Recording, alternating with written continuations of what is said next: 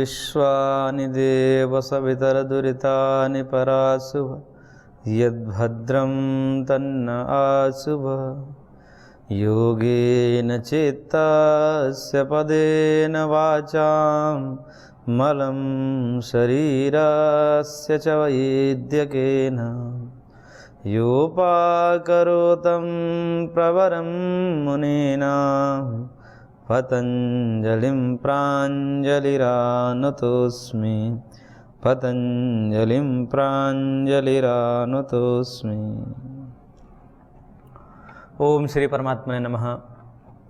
योग दर्शन के हम समाधिपाद का स्वाध्याय कर रहे थे, जिसमें सूत्र संख्या 18 तक हमने पढ़ा। और सूत्र संख्या 18 में महर्षि ने कहा कि असंप्रज्ञात समाधि का क्या स्वरूप है, किस लक्षण वाली असंप्रज्ञात समाधि है। तो कहा विराम प्रत्याभ्यास पूर्व संस्कार शेषो अन्यः। विराम यानी कि निरोध के कारणभूत जो परवैराग्य पूर्व में हो, उसके अभ्यास पूर्व में हो, उसकी बारंबार आवृत्ति पूर्व में हो, जिस समाधि का, उस समाधि को असंप्रज्ञात समाधि कहते हैं। और उसका स्वरूप है संस्कार शेषो अन्य। अन्य अर्थात असंप्रज्ञात समाधि वह संस्कार मात्र शेष वाली होती है, निरोध संस्कार मात्र शेष वाली समाधि होती है। तो इस प्रकार से संप्रज्ञात समाधि और असंप्रज्ञात समाधि दोनों समाधियों का वर्णन महर्षि के द्वारा किया गया। अब असंप्रज्ञात समाधि के भेद बता रहे हैं। जिस प्रकार से संप्रज्ञात समाधि के 4 भेद बताए थे, वितर्क, विचार, आनंद और अस्मिता, उसी प्रकार असंप्रज्ञात समाधि के भेद बताना चाह रहे कि क्या असंप्रज्ञात समाधि के भी भेद होते हैं। तो उसके लिए भाष्यकार ने अवतरणिका दिया सूत्र संख्या 19 का, और कहा कि स खलु अयम द्विविधा। यह जो असंप्रज्ञात समाधि है यह 2 प्रकार की होती है। उपाय प्रत्ययो भव प्रत्ययश्च। उपाय प्रत्यय और भव प्रत्यय। उपाय प्रत्यय मतलब कारण। जिस असंप्रज्ञात समाधि को प्राप्त करने के लिए कुछ उपाय किए गए हो, वो उपाय प्रत्यय वाले असंप्रज्ञात समाधि होगी। और जिसमें केवल भव ही कारण, भव का मतलब जो जन्म ही कारण हो, जिसमें और कुछ कारण न हो, उसको कहते हैं भव प्रत्यय नामक। तत्र उपाय प्रत्यय योगिनाम भवति। इन दोनों में से यानी कि 2 प्रकार से असंप्रज्ञात समाधि प्राप्त की जाती है। यहाँ पर द्विविधा शब्द का प्रयोग किया गया है, असंप्रज्ञात समाधि के भेद दिखाया गया है। परंतु यहाँ पर ध्यान देना चाहिए कि यहाँ पर भेद स्वरूप की दृष्टि से भेद नहीं किया गया है। जिस प्रकार से संप्रज्ञात समाधि में स्वरूपतः भेद दिखाया गया है कि इन चारों का स्वरूप अलग अलग होता है, तो उनके स्वरूप में अंतर होने से वह भेद किया गया है। यहाँ पर असंप्रज्ञात समाधि में स्वरूप में भेद नहीं है, अपितु तो साधन के भेद से भेद का कथन किया गया है। यानी कि एक समाधि होती है, एक असंप्रज्ञात समाधि होती है जिसमें उपायों का अनुष्ठान करके हम प्राप्त करते हैं, और एक में होती है कि उसमें केवल जन्ममात्र कारण होता है, जन्म से ही प्राप्त कर लेते हैं।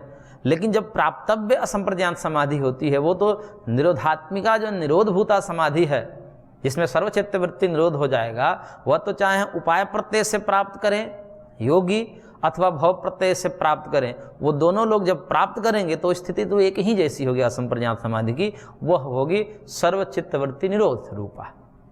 तो सर्वचित्त वृत्ति निरोध रूपा असंप्रज्ञात समाधि दोनों की एक समान होगी, इसलिए उसमें भेद नहीं होगा। इस कारण से हमने कहा कि स्वरूपतः असंप्रज्ञात समाधि में यहाँ भेद का कथन नहीं किया जा रहा है, अपितु साधन के दृष्टिकोण से भेद किया जा रहा है कि स खलु द्विविधा, कि वह असंप्रज्ञात समाधि 2 प्रकार की होती है, यानी कि 2 प्रकार से प्राप्त की जाती है। इसका ये अर्थ हुआ है, क्योंकि असंप्रज्ञात समाधि का तो एक ही स्वरूप है कि वो तो निरोध रूपा होगी, परंतु यहाँ पर साधन के भेद से कथन किया जा रहा है। तो अब उपाय प्रत्यय और भव प्रत्यय 2 प्रकार की, जब असंप्रज्ञात समाधि 2 प्रकार से प्राप्त की जाती है, तो उसमें से सबसे पहले भव प्रत्यय को बता रहे हैं महर्षि सूत्रकार, और सूत्र संख्या 19 में कह रहे हैं भव प्रत्ययो विदेह प्रकृति लया नाम। ये भव प्रत्यय, भव कारण है जिसका, भव प्रत्यय, भव का मतलब जन्म होता है। भव के कई अर्थ आचार्यों ने निकाला है, लेकिन भव का सीधा सीधा अर्थ यहाँ पर जन्म है। तो जन्म ही कारण है जिस असंप्रज्ञात समाधि में, वह है भव प्रत्यय वाली असंप्रज्ञात समाधि। और ये किनकी होती है? तो इसके लिए महर्षि ने कहा विदेह प्रकृति लया नाम, विदेहों की और प्रकृति लयों की भव प्रत्यय नामक असंप्रज्ञात समाधि होती है। यानी कि जन्म ही जिनमें कारण है और कुछ कारण नहीं है, जन्म मात्र लेना ही असंप्रज्ञात समाधि को वहाँ सिद्ध हो जाता है। वहाँ किसी अन्य अनुष्ठान की, जैसे हम अनुष्ठान करते हैं, अष्टांग योग आदि का अनुष्ठान करते हैं, अभ्यास वैराग्य आदि का अनुष्ठान करते हैं, उस प्रकार से इनका अनुष्ठान नहीं होता।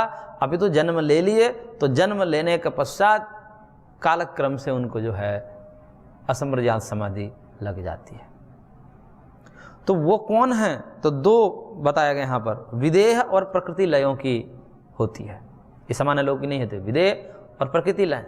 तो ये विदेह कौन है और ये प्रकृति लय कौन है, उसके विषय में भाष्यकार लिख रहे हैं, विदेहानाम देवानाम भव प्रत्यय। विदेहानाम अर्थात देवानाम, जो देवताओं की होती हैं समाधि, असंप्रज्ञात समाधि, उसको भव प्रत्यय वाले कहते हैं। ये देव सामान्य देव नहीं है, ये बहुत उच्च कोटि के देव हैं। सामान्य देवों को भी अनुष्ठान करना ही पड़ता है, लेकिन ये सामान्य देवों का वर्णन नहीं है, अपितु ये विशेष देव हैं। क्योंकि विदेहा नाम यानी कि देह रहिता नाम, विदेहा नाम का मतलब एक देह से रहित स्थिति होती है, और उस स्थिति में जैसा हमारा शरीर होता है देह, ये स्थूल देह है, इस प्रकार से उनका शरीर नहीं होता है। ऐसे देवों की जो समाधि लगती है असंप्रज्ञात समाधि, उसमें भव ही कारण है, जन्म ही कारण है। सूक्ष्म शरीर कहिए, सांकल्पिक शरीर कहिए, कोई तो कोई शरीर होगा, ये स्थूल शरीर नहीं होगा, लेकिन कुछ तो कुछ शरीर होगा, संकल्प से शरीर, सांकल्पिक शरीर। जैसे मोक्ष में कहते हैं महर्षि दयानंद जी की, मोक्ष में सांकल्पिक शरीर होता है आत्माओं की। तो वो आत्मा जो मोक्ष पद में विराजमान है, उनको विदेह कहा गया है। यहाँ पर ये कैसे कहा गया है, आगे एक कथन आता है विभूति पाद तीसरे पाद के सूत्र संख्या 26 के अंत में भाष्य में, कि विदेह प्रकृति लयास्तु मोक्ष पदे वर्तन्ते इति न लोक मध्य न्यस्ता इति। कि जो विदेह और प्रकृति लय, वहाँ भी दोनों साथ साथ पढ़े हैं कि विदेह और प्रकृति लय ये जो दो होते हैं, वो मोक्ष पद में विराजमान होते हैं। और मोक्ष पद में विराजमान होने से, अब इसको समझना थोड़ा सा कठिन हो जाता है कि एक तो मोक्ष में चला गया, फिर वहाँ से असंप्रज्ञात समाधि कैसे होती है। तो इसमें स्पष्ट हो जाएगा कि मोक्ष पद का मतलब मोक्ष जैसा पद, पूरी तरह मोक्ष नहीं होता, लेकिन मोक्ष जैसी ही वो स्थिति होती है। और वहाँ से भी जब असंप्रज्ञात समाधि उन लोगों की लगती है, उन विदेहों की लगती है, प्रकृति लयों की लगती है, और उसके बाद फिर मुक्ति होती है, तो उस मुक्ति को कहते हैं कि अब उन विदेहों ने जो प्राप्त किया असंप्रज्ञात समाधि को, वह असंप्रज्ञात समाधि जो है उसमें केवल भव ही कारण है। उस स्थिति को प्राप्त कर लेना ही कारण है। उस स्थिति को प्राप्त कर लेने के पश्चात और विशेष अनुष्ठान नहीं करना पड़ता है, धीरे धीरे वो स्वतः ही तत्व ज्ञान उत्पन्न हो जाता है। कुछ तो प्रयत्न वहाँ भी करना ही होता होगा, लेकिन जिस प्रकार से जिन अनुष्ठान को सामान्य व्यक्ति अनुष्ठान करता है, वो अनुष्ठान उनके लिए अपेक्षित नहीं रहते हैं। इसलिए कहा विदेहानाम देवानाम भव प्रत्यय। और उसकी स्थिति बताया, कह रहा कि ते ही स्वसंस्कार मात्रोपयोगे न चित्ते न कैवल्यम पदम इव अनुभवन्तः स्वसंस्कार विपाकम तथा जातीयकम अतिवाहयन्ति। वे जो विदेह हैं वो अपने स्वसंस्कार मात्र का उपयोग करके, उन्होंने जो पूर्व में जो संस्कार अर्जित किए थे, धर्मादि के संस्कार होंगे, वो धर्म का ही नहीं अपितु उपासना के संस्कार होंगे, वो दिव्य उपासना रूपी कर्म के संस्कार का उपयोग से वो चित्त की जो कैवल्य पदम इव अनुभवंता, कैवल्य पदम इव कहा है, यानी कैवल्य पद के जैसा ही अनुभव करते हैं। तो वहाँ पर जो मोक्ष पद वर्तन्ते वाली बात कही गई थी विभूति पाद में, वहाँ भी ऐसा ही समझना चाहिए कि मोक्ष पदम इव, मोक्ष जैसा, क्योंकि वो एक ऐसी स्थिति है जो बहुत ही दुर्लभ स्थिति है। उस स्थिति में पहुँच जाने के बाद समान स्थिति नहीं रह जाती है उन विदेहों की और उन प्रकृति लीनों की, तो वो उनका चित्त जो है कैवल्य की जैसा ही अनुभव करता है और स्वसंस्कार विपाकम तथा जातीयकम अतिवाहयंती, और अपने संस्कार के विपाक को और उसी अनुसार फल को भोग करके वहाँ निवास करते हैं। और तथा प्रकृति लया, उसी प्रकार के प्रकृति लय भी, प्रकृति लीन भी, साधिकारे चेतसी प्रकृति लीने कैवल्यम पदम इव अनुभवंती, ऐसे ही प्रकृति लीन भी अभी मोक्ष पद जैसा अनुभव करते हैं। और यावन्न पुनरावर्तते अधिकारवशात चित्तमिति, जब तक कि उनका चित्त सामान्य भोग की स्थिति में नहीं आ जाता, यानी कि फिर से मृतलोक आदि लोकों में नहीं आ जाता, तब तक उनकी स्थिति कैवल्य जैसी ही बनी रहती है। कहने का मतलब कि उनका पुनरावर्तन हो सकता है। तो मोक्ष पदे वर्तन्ते जो तीसरे पाद में कहा, वो सूत्र भुवन जानम सूर्य संयमात, इस सूत्र में कहा है। तो उसमें एक बात कही है कि सारे लोकांतर का वर्णन किया, कैसे कैसे लोकांतर थे, भू भुव स्वः मह जनः तपः सत्यम, इन 7 लोकों का वर्णन किया। और इनको त्रैलोक्य कहा जाता है। भू भुव स्वः, स्वः के ही भेद कर दिए 5, तो स्वः सहित और 4 भेद कर दिए तो 5 भेद हो जाते हैं, और भू भुव ये 2 7 हो जाते हैं।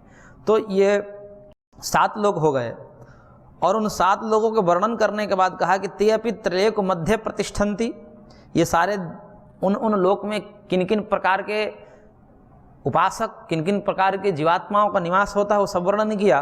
और कहा कि ते अपि त्रैलोक के मध्य प्रतिष्ठन्ति, ये सब इन्हीं त्रिलोकों के अंदर विराजमान होते हैं, रहते हैं, निवास करते हैं। और ते एते सप्तलोका सर्व एवं ब्रह्मलोका, ये जो 7 लोक हैं सब ब्रह्मलोक के अंतर्गत ही आते हैं। और उसके बाद ये बात कही थी भाष्यकार ने कि विदेह प्रकृति लयास्तु मोक्ष पदे वर्तन्ते इति नलोक मध्य नेस्ता इति, विदेह और प्रकृति ये जो 2 स्थितियां हैं, ये तो उससे भी ऊपर मोक्ष पद में विराजमान होते हैं। नलोक मध्य नेस्ता, लोक के मध्य में इन सावर्ण ब्रह्मांड इसको कहा जाता है। जो सप्तलोक हैं, ओम भू भुव स्वः मह जनः तपः सत्यम ब्रह्मलोक पर्यंत, इनको सावर्ण ब्रह्मांड कहा जाता है। और ये विदेह और प्रकृति लय निरावरण ब्रह्मांड में रहते हैं। तो निरावरण ब्रह्मांड में रहने के कारण उनकी स्थिति जो सावरण ब्रह्मांड में रहने वाले देव हैं उनसे ऊंची स्थिति होती है। और वो मोक्ष पद जैसा ही अनुभव करते हैं, और उनमें जो दिव्य शक्तियां, दिव्य सामर्थ्य, दिव्य ऐश्वर्य होते हैं, वह ईश्वर कोटि के होते हैं। उनको ईश्वर कोटि भी कहा जाता है। ईश्वर तो नहीं होते, लेकिन ईश्वर जैसा ही वो खंड सृष्टि, खंड प्रलय, खंड सृजन करने आदि में समर्थ होते हैं। भाई परमात्मा तो हो गए कि समस्त ब्रह्मांड का, ब्रह्मांड मात्र का नियामक जो है वह परमेश्वर हैं। लेकिन ये ईश्वर कोटि के जो विदेह और प्रकृति लय जो आत्माएं हैं, ये इनमें भी सामर्थ्य वैसा ही होता है, उन्हीं के कुछ जैसा, पूरा का पूरा तो नहीं होता है। इसका वर्णन विस्तार से आता है ब्रह्मसूत्र में कि उनमें जो है एक सीमित ऐश्वर्य होता है, असीम ऐश्वर्य तो नहीं होता। परमात्मा में असीम ऐश्वर्य होता है, वो आगे इसमें भी कहा जाएगा। परंतु उनमें भी जो है काफ़ी हद तक ज्ञान, वैराग्य, ऐश्वर्य होता है, और उसके बल पर वो ईश्वर कोटि के कहे जाते हैं। विज्ञान भिक्षु ने उनको संबोधन देते हुए ईश्वर कोटि कहा कि वो ईश्वर कोटि के होते हैं। ईश्वर कोटि का मतलब ईश्वर जैसा, ईश्वर नहीं, ईश्वर जैसा। इसलिए यहाँ पर यावन न पुनरावर्तते अधिकारवशात चित्तम इति, ये कहा कि जब तक वो लौट नहीं जाते तब तक वहाँ जो उनकी अनुभूति होती है वो वैसे ही होती है जैसे मुक्तात्मा मोक्ष में रहते हैं। तो वो भी स्थिति मोक्ष की होती है। इसलिए मोक्ष पदे वर्तन्ते, ऐसा भाष्यकार ने कहा। और इसी कथन के आधार पर महर्षि दयानंद ने कहा कि मोक्ष से जो जीव हैं वो आते हैं, क्योंकि मोक्ष पदे वर्तन्ते भाष्यकार ने कहा। और यहाँ कहा कि यावन न पुनरावर्तते, जब तक लौट नहीं जाते, यानी कि लौटते हैं तभी ये बात कही जाती है।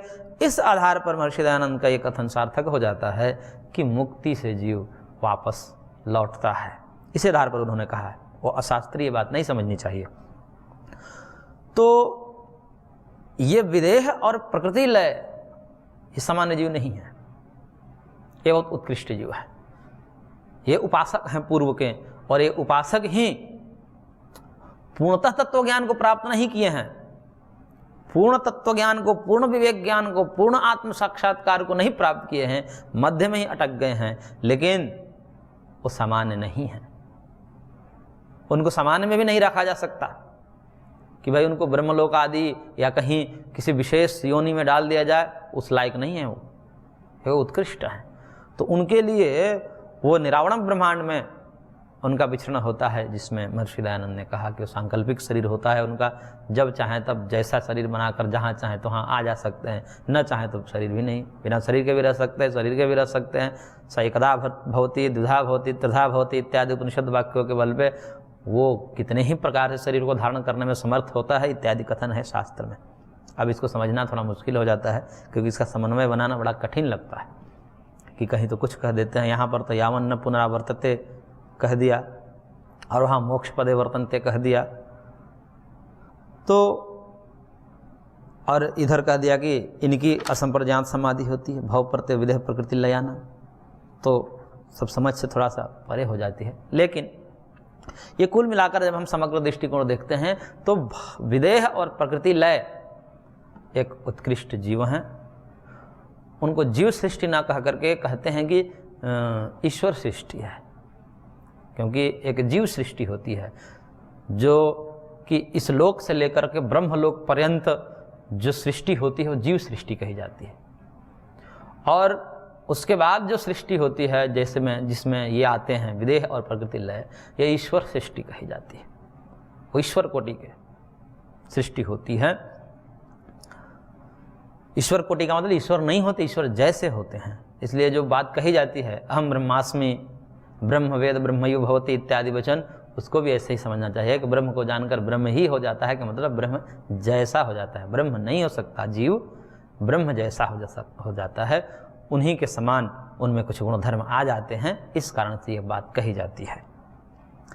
तो ये जो विदेह और प्रकृति लय, ये दो ऐसे अवस्थाएं हैं। अब इसको कहीं भी जो है क्योंकि समझना थोड़ा मुश्किल हो जाता है, तो इसको कई लोग यही घटा देते हैं, किसी जन्म में एक स्थिति होती है उसको विदेह और प्रकृति लय कह देंगे, और कई लोग कहते हैं कि नहीं एक अलग लोक है। तो जो भी हो, लेकिन ये अवस्थाएं हैं कि जिसमें सामान्य रूप से जिन अनुष्ठानों को करके व्यक्ति असंप्रज्ञात समाधि को प्राप्त करता है, वैसे अनुष्ठान ये लोग नहीं करते हैं। वो बस जन्म मात्र से ही सिद्ध हो जाते हैं। जैसे महर्षि कपिल आदि के विषय में कहा जाता है, महर्षि सुखदेव, महर्षि वामदेव आदि जो ये महर्षि हैं, इनको जो है कोई अनुष्ठान करने की आवश्यकता नहीं होती है। महर्षि वामदेव को तो कहा जाता है गर्भ से ही सिद्ध थे। महर्षि कपिल तो जो है पूर्व से ही सिद्ध थे। तो आए बैठे जहाँ बैठे वहीं समाधि, 24 घंटा ब्रह्म भाव में रहते थे, आत्मभाव में स्वरूप प्रतिष्ठित रहते थे। तो वैसे लोगों को तो अनुष्ठान ये देखा जाए तो कोई ऐसा है नहीं, वो विलक्षण स्थिति है। तो ऐसे लोगों की जो स्थिति है उसको हम कह सकते हैं कि उनके असंप्रज्ञात समाधि का कारण क्या है? भव ही कारण है, जन्म ही कारण है। तो उनको भी ले सकते हैं, इसी लोक में भी घटा सकते हैं और दूसरे लोक में भी ले सकते हैं। तो भव प्रत्यय विदेह प्रकृति लया नाम, विदेहों की और प्रकृति लयों की। विदेह और प्रकृति लय में भी तारतम्यता कर देते हैं कि विदेह और प्रकृति लय में ये अंतर है, दो तो अलग अलग गिनाए हैं, तो दो अलग अलग होने से कुछ तो भेद होना ही चाहिए, नहीं तो एक ही शब्द से गिना देते। तो आचार्यों का ये मानना है कि विदेह की अपेक्षा प्रकृति लीन की जो स्थिति होती है वो उत्कृष्ट होती है, और प्रकृति लीन की अपेक्षा से जो विदेहों की स्थिति होती है थोड़ा सा निम्न होती है। यानी कि ऐश्वर्य की दृष्टि से, आनंद की दृष्टि से, जो भी कहें उस दृष्टिकोण से थोड़ा सा तारतम्यता होती है इन लोगों में। इसलिए न कारण लयात कृत्य कृत्यता मग्नमत उत्थानात् एक सूत्र दिया महर्षि कपिल ने और कहा कि कारण लय यानी कि प्रकृति में लीन, उनकी भी न कृत्य कृत्यता यानी कि मोक्ष नहीं समझना चाहिए, मोक्ष जैसा समझना चाहिए। यहाँ पर इव जो शब्द लगाया वही भाव वहाँ पर भी है कि वहाँ मुक्ति जो कही गई है शास्त्र में, एक सद्य मुक्ति की बात है, विदेह मुक्ति की बात है, वो वाली मुक्ति न समझकर मुक्ति जैसी स्थिति समझनी चाहिए, क्योंकि वहाँ से आवर्तन होता है। इस कारण से यहाँ पर भी आवर्तन की बात है। तो विदेह और प्रकृति लीन में जो प्रकृति लीन है उनकी थोड़ी सी ऊंची स्थिति है, विदेह की थोड़ी सी उससे कम स्थिति मानी जाती है। लेकिन ये दोनों जो है बहुत ही उत्कृष्ट आत्माएं हैं और उनका जन्म ही कारण है उनके असंप्रज्ञात समाधि में। और अब जो उपाय प्रत्यय हैं, क्योंकि दो भेद बताया असंप्रज्ञात समाधि के, भव प्रत्यय और उपाय प्रत्यय। तो भव प्रत्यय का तो वर्णन कर दिया, अब उपाय प्रत्यय का वर्णन कर रहे हैं और कह रहे हैं कि इससे जो भिन्न हैं उनकी कैसी समाधि होती है असंप्रज्ञात समाधि। तो कह रहे हैं 20 नंबर सूत्र में, श्रद्धा वीर्य स्मृति समाधि प्रज्ञा पूर्वक इतरेशाम। इतरेशाम यानी कि उससे भिन्नों की, यानी कि जो विदेह और प्रकृति लय हैं उनसे इतर, उनसे भिन्नों की, यानी कि योगियों की, जो योगी होते हैं उन योगियों की जो समाधि लगती है वह श्रद्धा पूर्वक, वीर्य पूर्वक, स्मृति पूर्वक, समाधि पूर्वक, प्रज्ञा पूर्वक होती है। पूर्वक सब शब्द में जोड़ लीजिए, जिसके मूल में श्रद्धा हो, श्रद्धा से वीर्य हो यानी कि उत्साह हो, फिर स्मृति हो, फिर समाधि हो। इस प्रकार क्रम से जो असंप्रज्ञात समाधि लगती है, इस प्रकार के अनुष्ठान के माध्यम से जो असंप्रज्ञात समाधि घटित होती है उनको उपाय प्रत्यय कहा जाता है और वह योगियों की होती है। इसलिए भाष्यकार ने कहा उपाय प्रत्यय योगी नाम भवती। उपाय प्रत्यय जो होते हैं वो योगियों की होती है। जो योगी होते हैं वो इन कारण का अनुष्ठान करके, इन साधनों का अनुष्ठान करके और फिर वो स्थिति को प्राप्त करते हैं। यानी कहने का तात्पर्य है कि उनमें केवल जन्म मात्र ही कारण नहीं होता, वो जन्म से सिद्ध नहीं होते, अभी तो उनको बोध होता है कि ऐसा करना चाहिए, ऐसा नहीं करना चाहिए, गलत है, ये सही है। फिर जो है गलत का परित्याग करके सही का वर्ण करके और तब इस प्रकार से इस प्रोसेस से जो गुजरते हैं और अंततः वही स्थिति को प्राप्त करते हैं जो विदेह और प्रकृति लय प्राप्त करते हैं। स्थिति तो वही प्राप्त होगी, लेकिन वहाँ केवल जन्म ही कारण है और यहाँ पर थोड़ा मशक्कत करना पड़ता है, ये अंतर है। तो उपाय प्रत्यय योगी नाम भवती, ये उपाय प्रत्यय कहलाते हैं। ये सब उपाय हैं, उपाय का मतलब ये साधन है। तो इन साधनों का अनुष्ठान क्या है उसमें, तो पहले श्रद्धा का है, श्रद्धा को मूल में रखा है सबसे प्रथम। इसलिए सूत्र को जो क्रम होते हैं और उसके क्रम में पहले कौन से शब्द डाले गए हैं, बाद में कौन से शब्द डाले गए हैं, इनकी बहुत एक व्यवस्थित क्रम होता है। उसको तोड़ा नहीं जा सकता है कि आप श्रद्धा को बाद में रख दिया और किसी को रख दिया, अर्थ निकल जाएगा। अर्थ तो निकाल लेंगे, लेकिन जो गूढ़ रहस्य वो खोलना चाहते हो नहीं खोल पाएंगे। तो यहाँ पर महर्षि कह रहे हैं कि श्रद्धा चेतसः संप्रसादः। श्रद्धा जो है चित्त की संप्रसाद यानी कि सम्यक प्रसन्नता है। चित्त की प्रसन्नता क्या है? चित्त की निर्मलता है, चित्त की शुचिता, अंतःकरण की पवित्रता जो है, यही श्रद्धा है। तो श्रद्धा चेतसा संप्रसादः और चित्त की संप्रसन्नता, निर्मलता, यही श्रद्धा है। यदि श्रद्धा है तो चित्त निर्मल अवश्य होना चाहिए, होगा ही। और यदि चित्त निर्मल नहीं है, वो व्यक्ति कह रहा मेरे को तो खूब श्रद्धा है जी, मेरे को तो वेदों में खूब श्रद्धा है, शास्त्रों में खूब श्रद्धा है, ऋषि मुनियों में खूब श्रद्धा है, और जब व्यवहार की बात आती है तो देखा था कि राग द्वेष से युक्त है, राग द्वेष मोह काम क्रोध आदि से एकदम वशीभूत है। तो ये काहे की श्रद्धा हो, केवल नाम ले रहा है श्रद्धा। श्रद्धा यदि होगी उसके अंदर तो चित्त निर्मल होगा, और चित्त निर्मल का तात्पर्य होता है वो किसी से राग नहीं करेगा, वह किसी से द्वेष नहीं करेगा, सबको आत्मभाव में, सबको एक रूप में, सबको आत्मा मान करके व्यवहार करेगा, सबको भगवान या भगवान का अंश मान करके व्यवहार करेगा, प्रीतिपूर्वक व्यवहार करेगा, सबसे किसी से द्वेष नहीं करेगा। तो श्रद्धा क्या है? चित्त की संप्रसन्नता श्रद्धा है। और साही जननी व कल्याणी योगिनम पाती, ये बहुत विशेष बात कह दी महर्षि ने कि यह जो श्रद्धा है योगी को जननी की तरह रक्षा करती है, क्योंकि ये ऐसा अनंत का मार्ग है कि जो पीछे रहता है उसको तो हम छोड़ देते हैं, प्राप्त का जो परित्याग कर देते हैं और अप्राप्त अंधकार में रहता है। क्योंकि जब तक प्राप्त नहीं है तब तक तो आगे क्या है, कहाँ जाना है, कुछ दिखता नहीं, और पीछे जो था, जो हम पकड़े थे उसको छोड़ दिए। ऐसी स्थिति में अपने को संभालना बड़ा कठिन हो जाता है। इसलिए कहते हैं इसमें अपार धैर्य की आवश्यकता है, और वह धैर्य को कायम करने के लिए यह श्रद्धा ही जननी की भांति योगी की रक्षा करती है।